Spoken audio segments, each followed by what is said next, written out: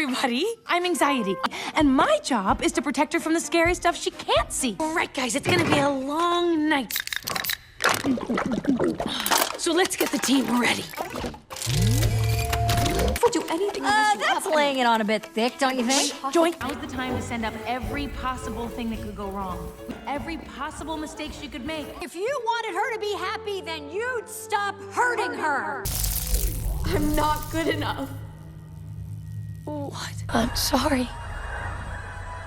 I was just trying to protect her. Talking yourself out of dysregulation will only make you feel more shame. How many of you guys have mastered the art of de-escalating your thoughts?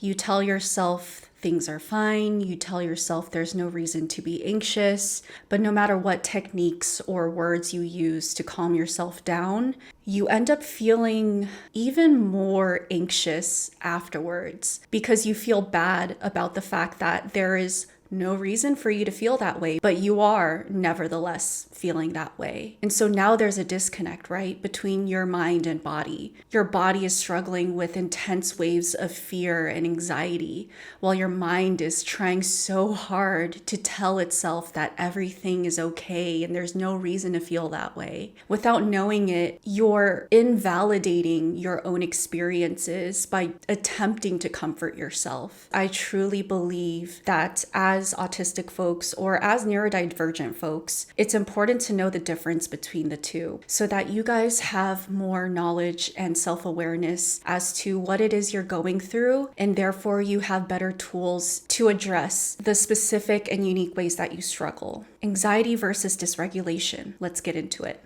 Right, so you guys already know how it is. I usually like to start videos like this with objective definitions and even symptoms because it helps ground everything and gives us a better foundation for us to lean against while we explore these concepts together. I just want to quickly note that in today's video, I will be using dysregulation and overstimulation synonymously. So if you see me switching between the two words, don't get confused. If you were to look up the symptoms of anxiety and overstimulation / dysregulation, it is actually extremely similar, which makes a lot of sense when we talk about this topic because a lot of neurodivergents and autistics don't really know the difference between the two. And so we tend to think that we just struggle with anxiety. It's been there since we were kids, all throughout our lives, and it's just that simple, right? But it really isn't. There are nuances there. The physical symptoms of anxiety, for example, is rapid heartbeat, sweating, trembling, dizziness, shortness of breath, headaches. The physical symptoms of overstimulation is headaches, dizziness, lightheadedness, muscle tension, joint pain. The mental symptoms of anxiety is worrying and fear of impending danger. Emotional symptoms of overstimulation is anxiety, fear, irritability, stress, panic, emotional outbursts. The behavioral symptoms of anxiety are avoiding situations and activities. The behavioral symptoms of overstimulation is restlessness, difficulty focusing, urge to cover your eyes or ears. So as you can see, the symptoms are very similar in the ways that it affects our bodies, right? But the distinct difference between the two is that anxiety is a mental-based struggle, whereas overstimulation is a feeling-based struggle. There is a really specific purpose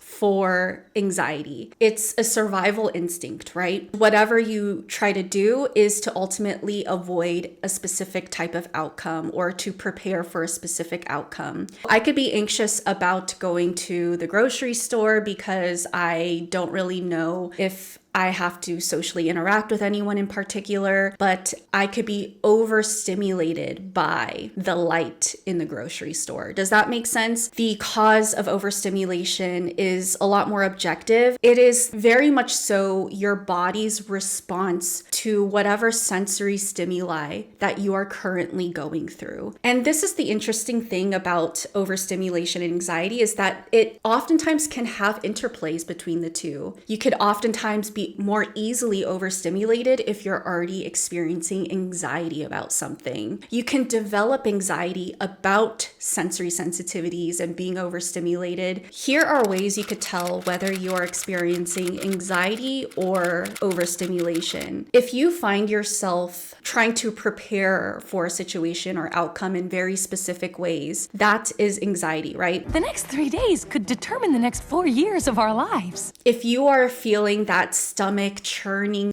A rare condition where I can turn stress into diarrhea. chest tightening, physical sensation, Quick question, does anyone else feel this way right now? everything's objectively okay, and there's nothing that would elicit that sort of fear or anxiety. I told you, I'm not angry. I'm overstimulated! That is most likely you being dysregulated and overstimulated. This is something that I didn't realize I experienced until recently. There was a huge disconnect between my mind and body. I mentally knew that I wasn't anxious and I wasn't worrying about anything, but I am a very overstimulated, I'm cranky, I'm tired. and chronically dysregulated person. I'm cranky, I'm tired. And so what I was experiencing when I went to the doctors and my heart rate was shooting through the roof, or just throughout my day, was overstimulation. Whether it's a sound, a texture, the temperature of the air, a taste, a smell, that is enough for me to go from a resting heart rate of 70 up to a heart rate of 100 beats per minute. You know what I'm saying? The last thing you want to do when you are overstimulated is to just talk yourself to death. Keep telling yourself in your head over and over again that there's nothing to worry about. Everything's fine. Everything's okay. Your mind is in the right place, but it's being directed in such an unhelpful way. I always use this metaphor where if a newborn baby is crying, you're not going to sit the newborn baby down and talk at it and say, there's no reason for you to cry. Everything's fine. Everything's safe. I'm here to take care of you. If you try to talk to a baby, it's just going to keep crying because it doesn't understand language, right? So it doesn't understand that the words you're speaking is enough to soothe it. A newborn baby needs you to physically elicit feelings of calm and regulation. The same thing goes for us. Stop trying to talk yourself into regulation. It's not going to happen. If anything, it's going to make you feel worse because, of course, there's nothing for you to worry about. Your body is just dysregulated, right? It's that simple. Instead of trying to think yourself into a spiral, think about ways to physically soothe yourself. Whether that's body movement, physically activating your vagus nerve, breath work, meditation, going on a walk, going to crochet or whatever other physical hobby that you have, going to cook, really tuning into your senses, your physical experiences. This is essentially you taking the crying baby, rocking it back and forth, bobbing it up and down, patting its back, soothing it, singing to it, humming to it, getting it in a darker space, a more calm, less overstimulating environment so that it could start to regulate itself again. Try to do activities that would physically regulate and soothe you again versus tasks, because tasks require you to use your head and to think. And I feel like it's a really slippery slope between